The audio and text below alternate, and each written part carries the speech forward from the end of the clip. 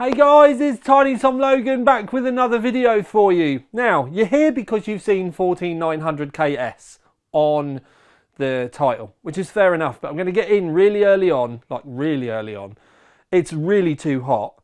I haven't done delidding, and there is much for us to talk about. So, getting that out there right from the get-go. Anyway, 14900KS. It's not a different CPU, it's just speed binned. Effectively, rather than the old K, which all core clock speed would have been 5.7 and you'd get 2 cores, would occasionally flick up on single threaded sort of stuff to 6 gigahertz. This one, all core, is 5.9 gigahertz.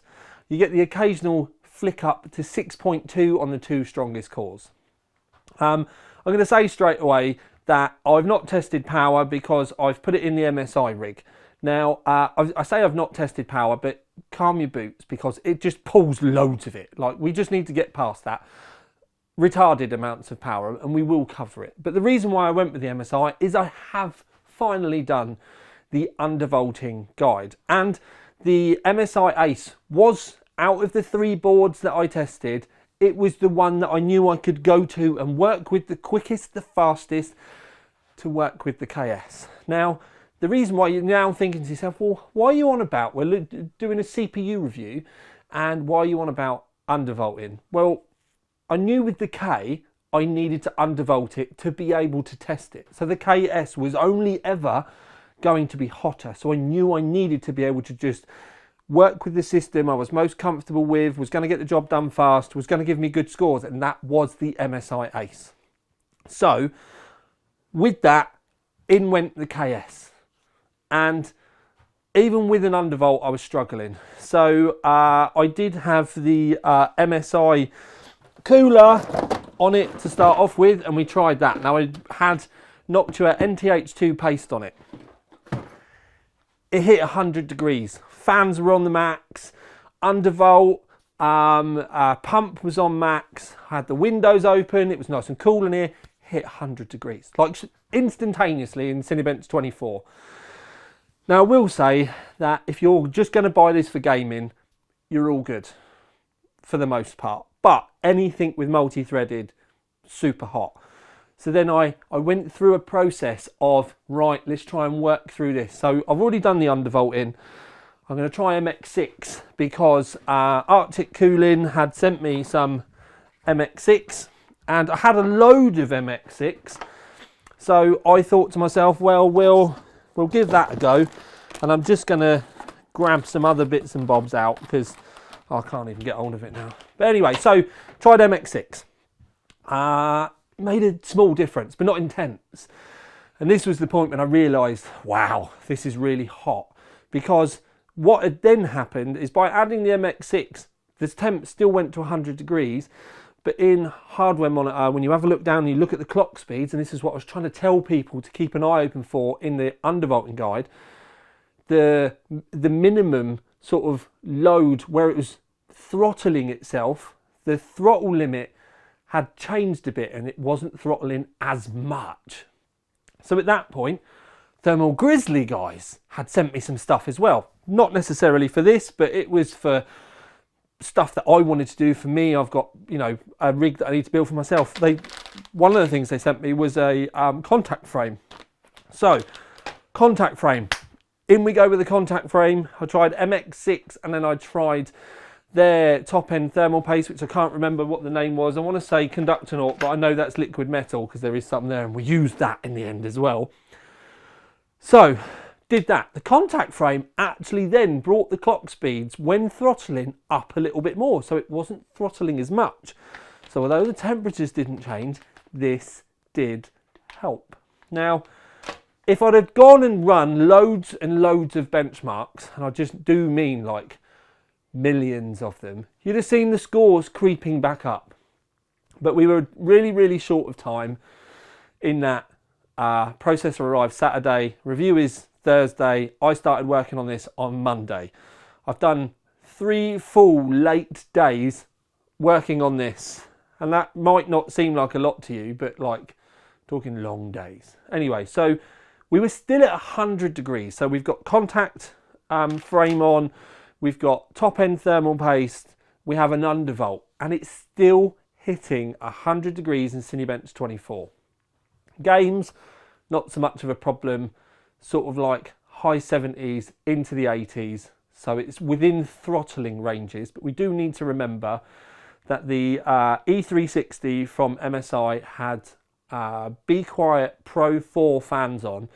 The high speed ones on Maxi Chat still couldn't tame the temps. Now, maybe if I'd gone to H170 from Corsair or the Liquid Freezer 3 420 from Arctic, because I can see it there, which is why you could see me reading it, because I have got one.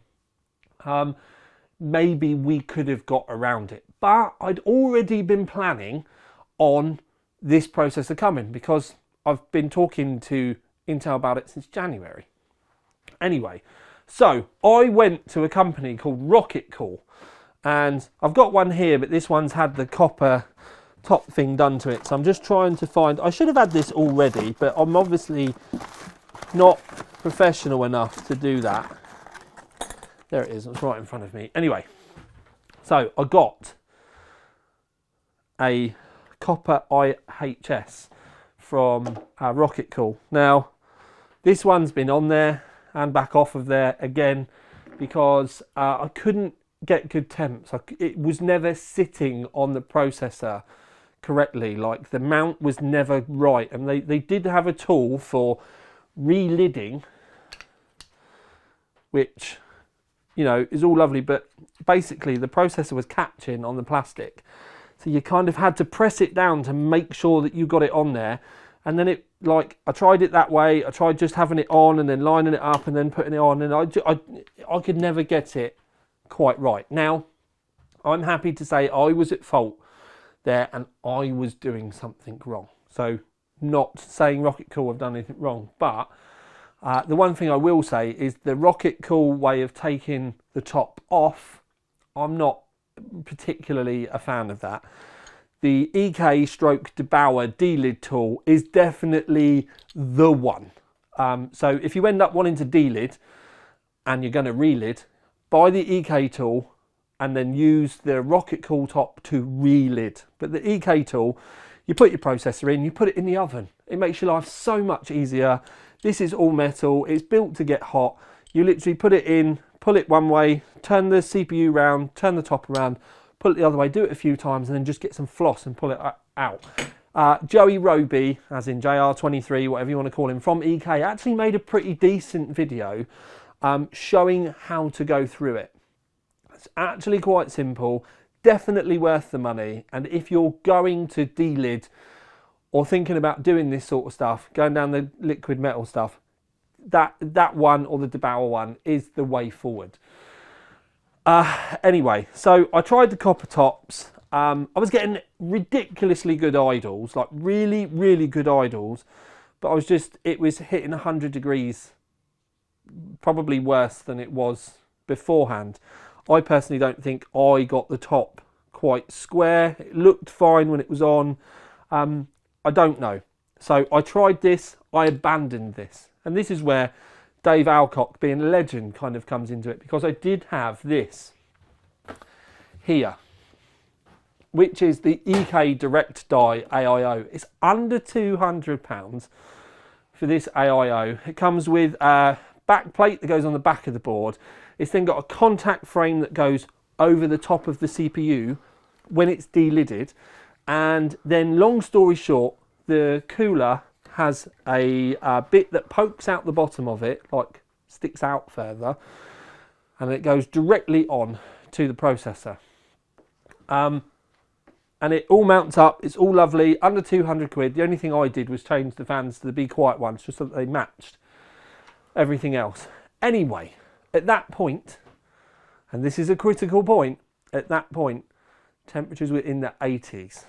Now, let's work through this. So we've gone from 100 degrees, no matter what I did. We've now got a direct die processor and it's still in the 80s. Now, I spoke to Dave about it and he was like, yeah, about 20, 25 degrees, that's where you should be. And if you know the situation with Dave at the moment, he was still talking to me about work stuff.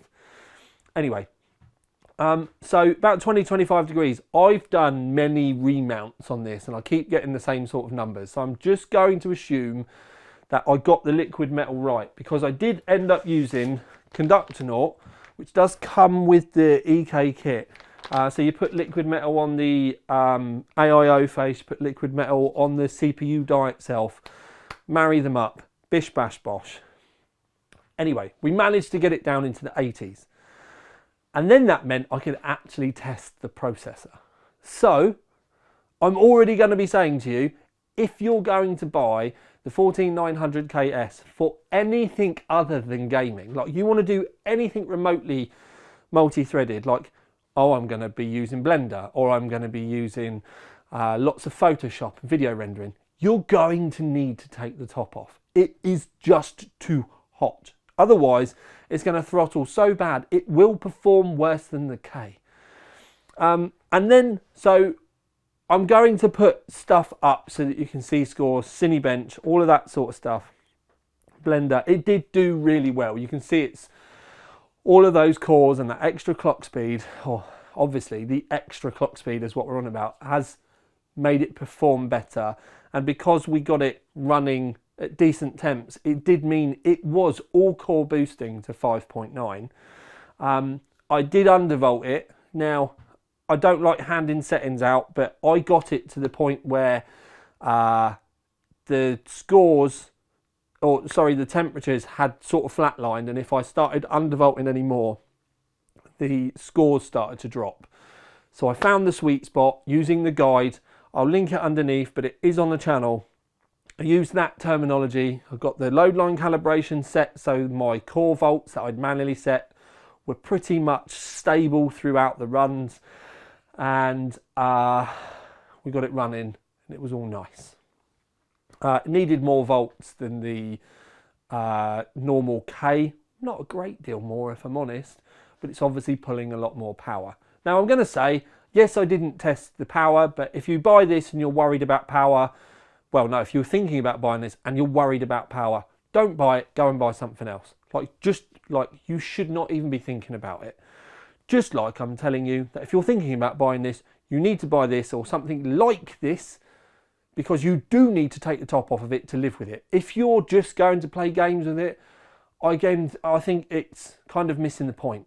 I think it's an enthusiast processor. Anyway, yes, enthusiast processor. I could have just said that from the start, to be fair, because if you're just going to put this in your rig and forget about it, or you think that you can put a normal water block on the top of this and you think that it's magically going to be okay, it's not. It's just not. The water cooling still isn't going to keep up. We've proven this by the fact we've got direct dye on it and it's still mega hot. I would actually go as far as to say, I think if you put custom water cooling on the top of this, you might get it to the number on full load with Cinebench 24. It might start with a 9, but I'd be very surprised if it still didn't throttle and go to 100, just because the problem is you cannot cool the IHS that's on it enough. It's got nothing to do so much with what's on the top. It's all the stuff going on in between. It's pulling so much power, putting too much through the IHS, nothing can keep up, which is why I tried copper and all of that sort of stuff. Anyway, deep breaths and lots of stress. So I'm going to recap because I will go round and round in circles. It's a lot of money and it's going to pull ridiculous amounts of power and it's going to get super, super hot. But if you want to buy a KS, you want to say you've done it, you're going to need to get a few other things. One of the things is you're going to need this or something direct dye. You can get EK direct dye water blocks. Other brands do direct dye water blocks as well. Seek one out, find which one that you want. You're going to need it to live with this. After that point, you've done that, you're still going to need to undervolt it. You're going to need to do a manual setup, again, to get the best from it. Because you're going to de-lid, you're going to need a de-lid tool. Get one of the metal ones, like I said, that you put in the oven, it will make your life much easier. If you decide, because you have in the past, you decide to go down the rocket cool route and do the copper, I've been emailing James from Rocket Cool And I actually still want to carry on with this. But I've got to the point now where I've pulled the top off, on and off of the KS. I've had 3 attempts now. I'm going to have to just try with a normal K. Like, I'm not going to exhaust this, but I need to talk to him more to find out what I've done wrong, or maybe if there's a tolerance in the CNC somewhere. I don't know. It more than likely is just me, but I need to find out for my own sanity. If I can get one of these all hunky-dory on a K, then I will let you know, because if I'm honest, I've got an EK water block that's not direct die that I really want to use because it's a Formula One and has all the stuff that fits on the top of the Formula. That's why I was trying to get this to work, because I wanted the copper top on it to drop the temp so that I could run the KS with a water cooling block in my own rig. So the fact that I've abandoned this for the time being and I've ended up using this, which I won't use because it's black, frustrates me greatly. So the fact that I'm still saying this is a great thing, EK, make a white one. I want to use it, but I can't in my own rig because it's all got to be white. Got a white graphics card, got a white motherboard, I've got white cooling, got red and white cables. It was meant to be amazing. Anyway, I digress. But yeah, buy one of these, get yourself one of the metal tools. If you do go down the rocket cool route, then the relid tool is the only kind of one around, because they're the only ones that are selling tops. The videos that I've seen online about the older ones of these actually looked pretty good. I don't know why they've changed it. I don't know why my CPU top was catching so much. Like, I don't know. I am going to investigate further, but for now, like, I just ran out of time. And before you say anything, it wasn't getting stuck because of glue. It was actually getting stuck before I'd even put glue or anything on. So, yeah, because I could literally just put the CPU top in there and it'd stay. Like, yeah. Anyway, so I have done many lots of faffing around, but we got to the end of it. We saw that it is a cracker, but it is really expensive, and it is an enthusiast product, because if I'm honest, I don't know why they didn't sell it with an option with the top off, because at the end of the day, you're only ever going to run it with the top to make sure it's working before you take it out and then pull the top off of it anyway. And don't be afraid of putting it in the oven, because, yeah, just don't. Like 70 degrees, 30 minutes in the oven, in this, and then you do it up and the top just slides off. Like, it's really super easy, like I did it. It's only idiots like me that don't seem to be able to do the rocket cool one. Anyway, that is it. Many stresses. I've now got a delidded 14900 KS that I really want to use. So EK, can I get an updated water block from a Formula thing with a direct die? Like, whatever you've got, I just need the bottom so that we can make it work, please, because I'm itching to get cracking with that. But yeah, as I said, Dave Alcock, you're a legend. I love you lots. The phone call yesterday, you were absolutely spot on. You were still on it with me, messaging Roman. That is the reason why you are a credit and testament to the industry, because you love what you do. And I do hope that that resonates. Anyway, I've gone round and round in circles. I've lost my voice.